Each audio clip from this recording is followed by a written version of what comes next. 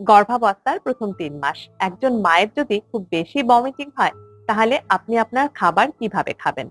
দেখুন, গর্ভাবস্থার শুরুর ৩ মাস কোনো মায়েদের খুব বেশি ভমিটিং হয়, কোনো মায়েদের একেবারেই হয় না।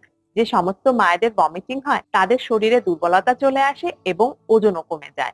সেই জন্য খাবার খাওয়ার সময় একটু যত্নশীল হবেন। সকালবেলা ঘুম থেকে উঠেই আপনাকে কিছু না কিছু খেতে হবে। এটা ড্রাই ফ্রুটসই হোক অথবা প্রোটিন বিস্কিটই হোক। তারপরে অবশ্যই হেভি একটা ব্রেকফাস্ট নেবেন। আপনি একসঙ্গে অনেকগুলো খাবার কখনোই এই সময় খাবেন না। ২ ঘন্টা অন্তর অন্তর অল্প করে সারাদিন খেতে পারেন। যত কম খাবার খাবেন, আপনার ভমিটিং টেন্ডেন্সি তত কম থাকবে। তাছাড়া রাতে অনেক বেশি খাবার খাবেন না, স্পাইসি খাবার খাবেন না। গোটা দিনে খালি পেটে একদমই থাকবেন না।